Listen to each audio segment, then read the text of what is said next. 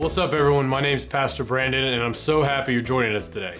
If it's your first time with us, I certainly hope it's not your last time with us, because here at New Post Church, we lead people to love God, love people, and to make a difference. We do that by creating a church that is for the Fredericksburg region.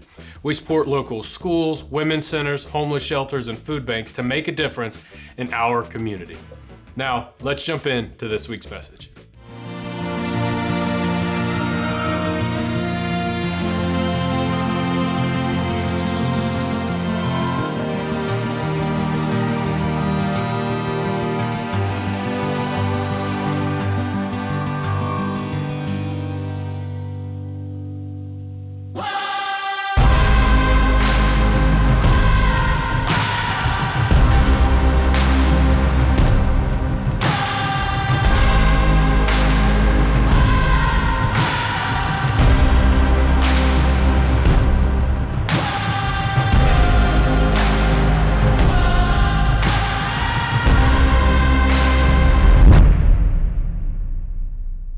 So as we get started today, I have a question for you guys. How many of you know people who ignore advice? Every one of us should understand and recognize somebody like that. How many of you know somebody who they have all the answers and there's no guiding them? They're just so arrogant, and you don't like to work around those people, right? I mean, you don't like to hang out with those people. They're not the people you spend time with a lot of times, or maybe you do because they're a brother or they're a sister-in-law, or maybe they're your boss at work. But I mean, every one of us, we all experience people like this in our life, and people that aren't willing to take advice, and people that aren't willing to heed warnings, and people that sit back and think they have every single thing figured out. I mean, those people, they're just not fun to be around. We don't like them. They're prideful, and we aren't interested in hanging out with those people. In fact, they're the people that you warn your kids against, but somehow they're the people we elect for politics. But anyway, we just sit back and go, look, we don't want to be around those people. I'm not interested in those people at all. And as we're in this series, Living Your Best Life, where we're looking at different ways through the eyes of Daniel and through the stories in Daniel on how he lived his best life, and how people live their best life, even given the circumstances they were in, given the situations that they were in, and given the opportunities that they had. This is so important. I mean, the one we're going to talk about today is fundamental. They're all fundamental. Of course, I believe that, or I wouldn't sit down and write these messages and put these together. But this one is fundamental to who we are, and in fact, it's central to being a Christian. This is so important. Now, our story today really doesn't begin with Daniel. It begins with Nebuchadnezzar. He had a dream that he couldn't interpret, that we discover in Daniel chapter 4. He has a dream he can't interpret, and he sent for people to interpret the dream.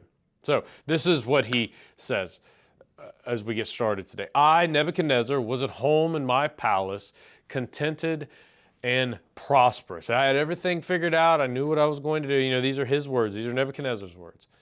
I had a dream that made me afraid. As I was lying in bed, the images and visions passed through my mind, terrified me. So he describes the tree. He describes the vision. He calls in Daniel, and then nobody could figure out these visions, couldn't figure out what these dreams are. And so he finally calls in Daniel and brings Daniel in. He says, okay, hey, I've got a question, Daniel. You've done this before with visions and dreams.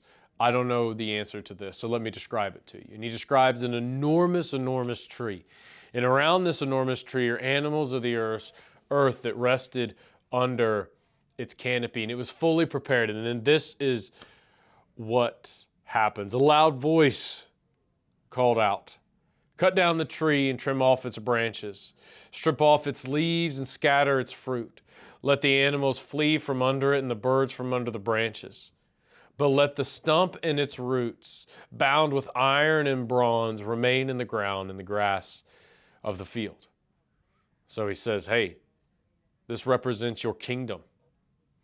This tree represents your kingdom, and it's going to be brought down. The voice continued to say, talking to Nebuchadnezzar, let him be drenched in the dew of heaven, and let him live with the animals among the plants of the earth.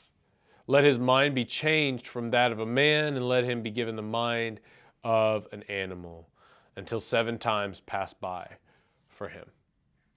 And the decision is announced by messengers. The holy ones declare the verdict so that the living may know the Most High is sovereign over all kingdoms on the earth and gives them to anyone he wishes and sets over them the lowliest of people. So, the king describes this vision, and it's terrifying. And he doesn't know who to call. Nobody else can get this dream figured out. He's terrified of what it means because a messenger from heaven tells him to cut the tree down, or speaks to cut the tree down, and then says he, without describing who he is going to become like an animal in the field. Then Daniel was greatly perplexed for a time, and his thoughts terrified him. So the king said, Belshazzar, which was Daniel's name, do not let this dream or its meaning alarm you. To where Daniel sits back and goes, like, I don't know if I can tell you this. I've seen what happens when people tell the kings bad things, and I don't want to tell the king this really horrible thing. And he says, okay, hold on. Do not be afraid, and do not let this dream meaning alarm you. Just tell me what it means. So Daniel answers. He says, my Lord, if only the dream applied to your enemies and its meaning to your adversaries. Meaning Daniel's about to lay down the hammer and let him know what it means, but he knows, this is not going to be enjoyable for you, and it's not going to be enjoyable for me who has to tell you. So Daniel goes on to explain to the king that he will eventually lose his mind and humiliate himself until he acknowledges the one true God. Daniel explains, he says, the command to leave the stump of the tree with its roots means that your kingdom will be restored to you when you acknowledge that heaven rules. It will happen, King, when you decide that you acknowledge you don't have all the answers, you don't have everything figured out, and you remember that your authority is a gift from God and what you've been given, that you are not the end-all, be-all. Therefore, your majesty, be pleased and accept my advice. Meaning, hey, just take my word, do whatever you want. Renounce your sins by doing what is right, and your wickedness by being kind to the oppressed. It may be that then your prosperity will continue. Meaning, hey, king, it doesn't sound like this has to happen. It sounds like this is it's a might happen if you keep down the path you're going. I mean, it's a warning. But apparently that wasn't enough for the king because he never made the change. Since he never made the change, 12 months pass, a whole year later. And as the king was walking on the roof of the royal palace of Babylon, he said, again, the king says, is this not the great Babylon that I have, listen, oh man, just listen to the arrogance, that I have built as the royal residence? Listen to it again. By my mighty power and by the glory of my majesty. Even as the words were on his lips, a voice came from heaven. This is what is decreed to you, King Nebuchadnezzar. Your royal authority has been taken from you.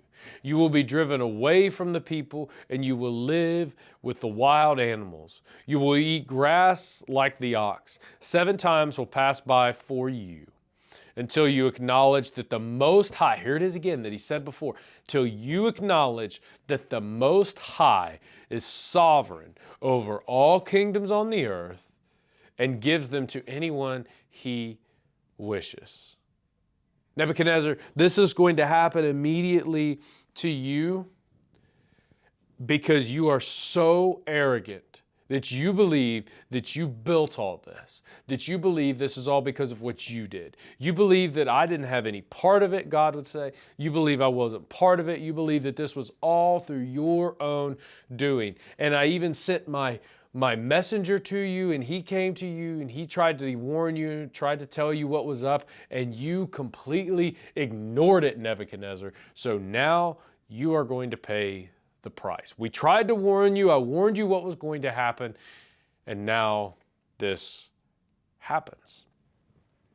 Immediately, what had been said about Nebuchadnezzar was fulfilled. He was driven away from people and ate grass like an ox. His body was drenched with the dew of heaven until his hair grew like feathers of an eagle and his nails like the claws of a bird. Nebuchadnezzar lost his mind. And they tried to hide him. His family tried to get him away from the palace and put him, we believe, probably in a garden, the way that they describe it, that he's going to be placed into a garden and he's going to be kind of kept away from people because he's crazy and we don't want people to know that. And everything that was warned and everything that was said came to pass. Here's the truth of it. Maybe you won't end up like Nebuchadnezzar, but your arrogance will destroy you. Your arrogance and your pride will destroy you. I can speak from experience. More on that in a minute. So at the end of that time, once Nebuchadnezzar had gone crazy, God had determined he had figured it out. Nebuchadnezzar is writing his words. He says, I, Nebuchadnezzar, raised my eyes toward heaven, and my sanity was restored.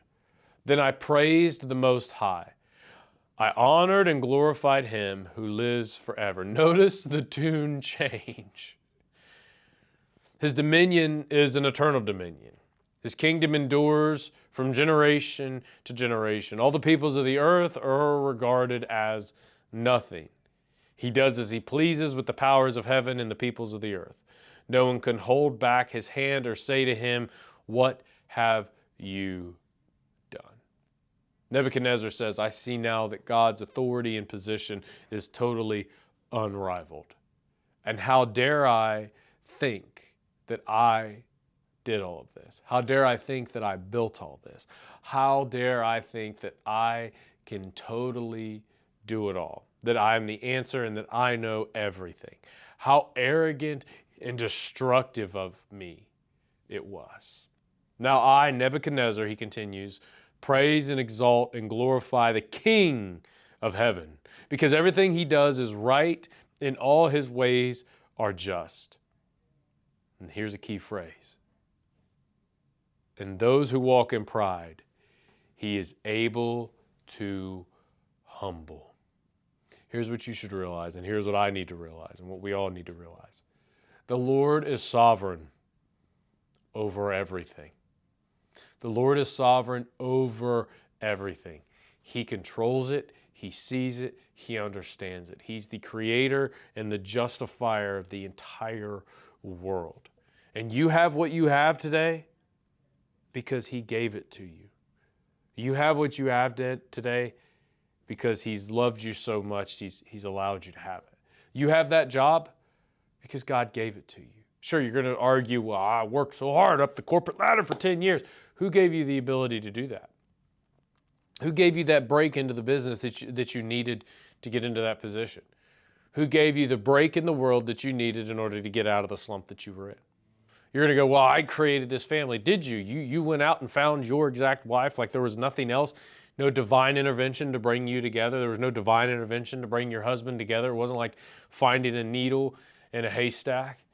Because you obviously have all the answers with your kids, right? You've raised them 100% right, and there's no room for God in that equation at all. Your wealth, you've amassed your wealth, and God certainly didn't give you any ability to do that. He didn't gift you in any way. He didn't orchestrate some of these business deals that you had to do. He didn't orchestrate this amazing job that you couldn't have asked for, or that you couldn't have written up better for your own life. He gave you could sit back and go, oh, well, hold on, I gained my influence. Did you gain your influence, or did God connect you with the right people to where you had enough influence? Your company, your leadership, all of it, your family, God gave it to you. He gave it to you. He empowered you. He gave you the ability to do it. Now, of course, there's some of it that you did with the gifts that he had given you. That much is true, and I don't want to take away from that. But the minute that you begin to think that it's all because of you and everything that you have built and all the work that you have done, since that is the case, or if you begin to believe that way, then we and you and I should heed Nebuchadnezzar's warnings. We should pause anytime we begin to think, I did it. Anytime we begin to speak that same narrative that Nebuchadnezzar began to speak, we should stop, pump the brakes for a second, and say, hold on, because we're going to have a problem. And culture will tell you and encourage you that it's all your doing, that you're the best, you did it all, you're amazing, nothing you need to change. But in truth, God gave it to you. And again, remember what I said before, culture is going to try to get you to look more like it and less like God. So you have to make up your mind. Because if you pay attention, Jesus gives all the glory to God. He gives all the glory to God. So then, we should probably do the same thing. And if you're going to be living your best life, you should remember that. God gave it to you. Live a life of humility rather than a life of pride and arrogance. And I should remember that, and we should remember that. Because the alternative is to let that pride and arrogance rule your life. Either humility rules your life, which is humility is you're constantly fighting back your pride and arrogance, or you allow pride and arrogance to take over. And before you know it, nobody wants to work for you. Nobody wants to be around you. You're the guy or the gal who can't take criticism. You're the guy or the gal who can't take anything, who can't take any constructive criticism. You can't be nobody can suggest to you anything. You are just a bear and a nightmare to work with. We have a choice. We can choose. And we're going to see that play out in this next part of the story. So, Nebuchadnezzar acknowledges God. Right then, he acknowledges God. God's amazing.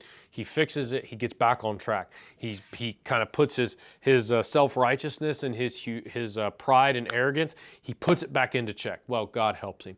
But he puts it back into check because he's like, no. God gave me this. I am not going to squander this. This is a stewardship thing. This is an amazing thing God has given me, and I'm not going to somehow think that I put it all together and I figured all this out.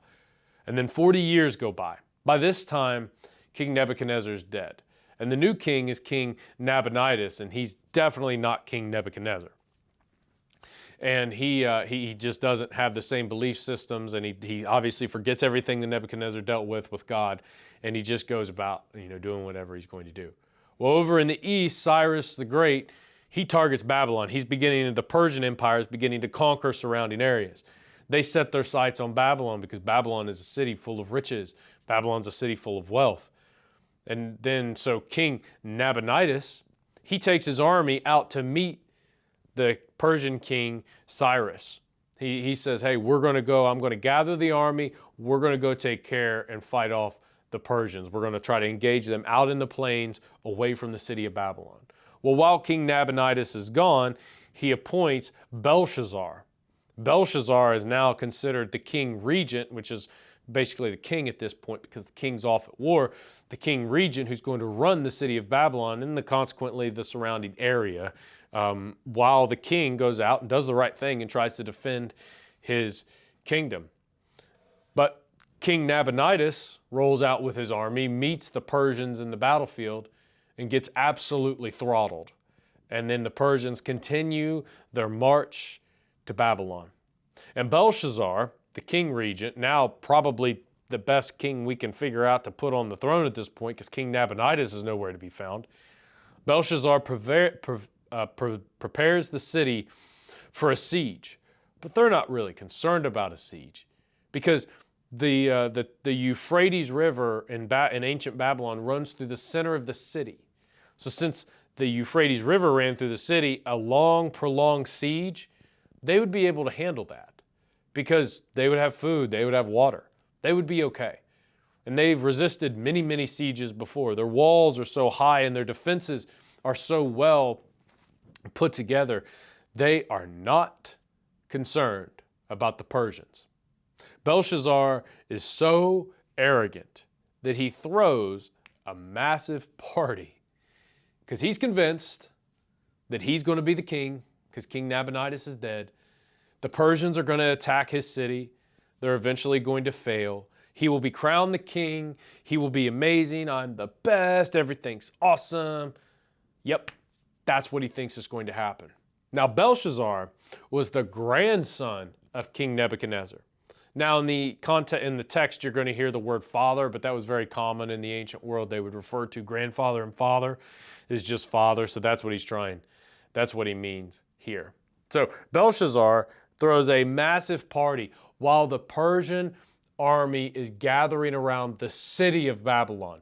Tell me that doesn't sound stupid. That's how arrogant he was and how confident that his preparations and how confident that everything was going to work out. And while Nebuchadnezzar was drinking his wine, he gave orders to bring in the gold and the silver goblets that his grandfather, Nebuchadnezzar, had taken from the temple in Jerusalem. These are the holy relics of the temple.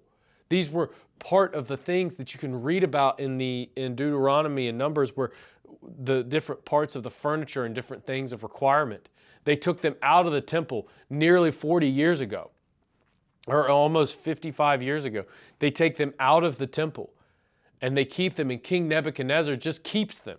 He just keeps them in like a religious stockpile. It's one of the ways that he kind of glorified himself. Was like, look at all these gods I collected. But there was no image of God, so he took all the things in the temple. So then he puts them back in here. And now, listen, King Belshazzar is so arrogant. He goes, hey, come on, bring the pieces of the temple. Bring the pieces, I'm not interested. It's going to be fine. No problem at all. Bring all the goblets and the gold and silver goblets, so that the king and his nobles, his wives and his concubines, might drink from them. Those were reserved for the priests, and here he is. So they brought in gold goblets that had been taken from the temple of God in Jerusalem. And the king and his nobles, his wife and his concubines, they drank from them. And as they drank wine, this is the most offensive. As they drank the wine, they praised the gods of gold, of silver, of bronze, of iron, of wood, and of stone. They praised creation. And finally, the Creator had had enough. Suddenly, the fingers of a human hand appeared and wrote on the plaster of the wall, near the lampstand in the royal palace. The king watched as the hand wrote. His face turned pale, and he was so frightened that his legs became weak and his knees were knocking. He's terrified because this hand comes basically out of thin air and begins to write on the wall. But he can't read it. Nobody can read it. The language is a language that he doesn't understand. And so these words are just left on here. And so he starts to panic and begins to try to get some of the astrologers and some of the other magicians and people to come in and read these words, but nobody can read these words. And they're just hanging on the wall that were just written by a giant finger that came out of thin air. Belshazzar's wife, she hears that the party had kind of dwindled out, and she comes in and realizes what's going on, and she goes, hey, don't worry, there's someone that can help, she says. And then she remembers Daniel. And now at this point, Daniel's 70 years old. We believe somewhere in his 70s. And Daniel, the wife says, hey, he can do this, okay? He can do this.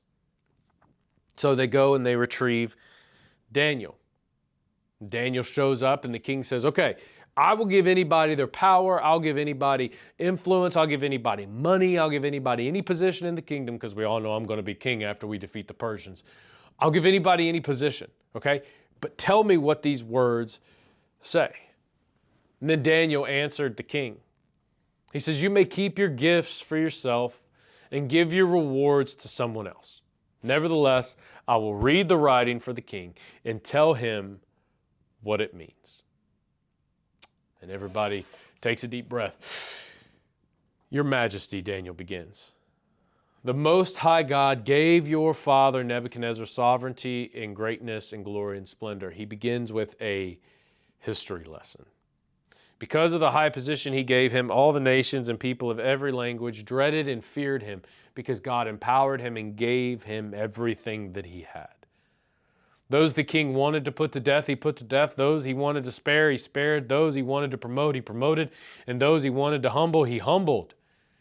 But when his heart became arrogant and hardened with pride, he was disposed from his royal throne and stripped of his glory.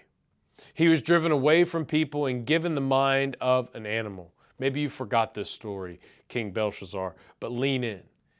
He lived with the wild donkeys and ate grass like an ox, and his body was drenched from the dew in heaven until his arrogance and pride destroyed him, until he acknowledged that the Most High God is sovereign over all kingdoms on the earth and sets over them any one he wishes, meaning God is sovereign over everything. And you, King Belshazzar, you have what you have because God gave it to you. You have what you have because God gifted you for it. You have what you have because God empowered you to do it. He structured your life in such a way that you arrived at just this time. So Belshazzar, I know you think you're the greatest. I know you think you're going to figure everything else out. But I'm here to tell you, your arrogance, your pride has reached its end. He continues. He says, but you, Belshazzar, his grandson, have not humbled yourself. He humbled himself. You have refused to humble yourself. Though you knew all of this, you know this story of your grandfather. You know what he went through. In fact, you probably heard him tell stories about it. And you heard him confess his worship of Yahweh. And here we are. You have the opportunity. You're king regent now. And what do, Belshazzar? You live in your pride and arrogance. Instead of doing the right thing, you have set yourself up against the Lord of heaven, which is a dangerous place to be. And you have had the goblets from his temple brought to you, and you and your nobles and your wives and your concubines, they all drank wine from them. You praised the gods of silver and gold and bronze and iron and wood and stone, yet they cannot see or hear or understand. Belshazzar, they are a creation. They are a creation. They don't understand. They can't hear. And you are spitting in the face of the Creator. But you did not honor the God who holds in his hand your life and all of your ways. Therefore, he sent the hand that wrote the inscription. Daniel is angry. You can hear it in his voice. And then he probably looked at Belshazzar and says, are you sure you want to know what he wrote with that hand? Are you sure you want to know what your pride and arrogance has wrought you? Are you sure you want to know what you've purchased with your pride and with your arrogance? He says, here are the meaning of the words. Many, which means God has numbered your days of your reign and brought it to an end. Belshazzar, you've become unfit for the position that I have bestowed on you. Belshazzar, you've become unfit for the influence and everything that I have given you. All of it was on loan, and God has called the loan tekel, which means you have been weighed on the scales and been found wanting. You have failed to live up to expectations that God has set for you. God has given you a certain level of influence and responsibility and position and given you a certain level of things, and you were expected to live up to it, and you fell short. We see this and hear this in Jesus when he talks about the parable of the talents. When he talks about, to whom is given much is required. Like he talks about the fact that if you are faithful with a little, you can be faithful with a lot. He says, you've been given so much and you've been found to be unfaithful. You've been found wanting. And Perez, your kingdom is divided and given to the Medes, meaning you thought this was all yours. You thought you compiled this and put all this together and built all this yourself. And Belshazzar, you thought you created all this and that you determined what happened? No, Belshazzar. Yahweh determines what happens. God determines what happens. And in your pride and arrogance, you've become unfit for your position. You've become unable to lead. You've become unable to manage. You've become undeserving of what has happened. And the worst part, Belshazzar, is you know better. Your grandfather just went through this. He went through this 40 years ago. You heard stories. You probably heard it from his mouth. And you, in your pride and arrogance, have said, I know it all. I can figure it all out. I can create, or I've created this. I've built this. My family did it. It's ours. Who's going to stop me? And Belshazzar, the writing is on the wall, I think Daniel would say. The end is now.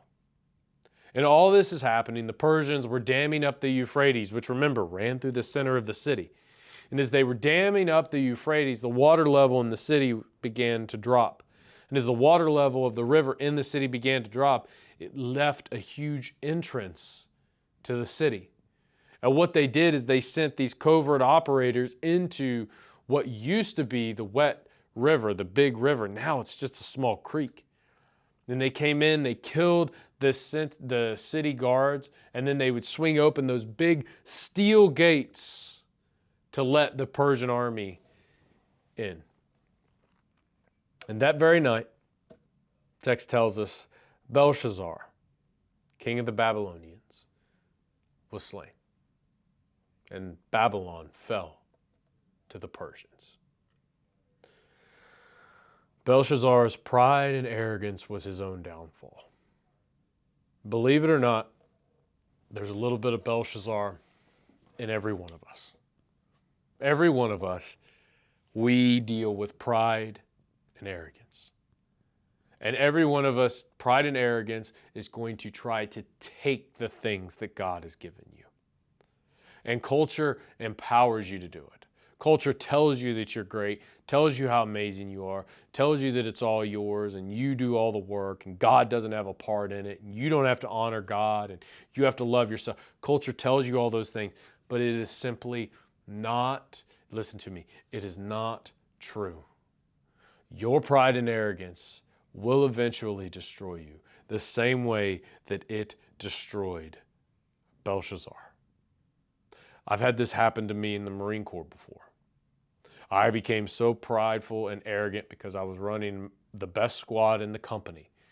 I mean, out of a company of our best squad in the entire company. So we had, each platoon has 3 squads.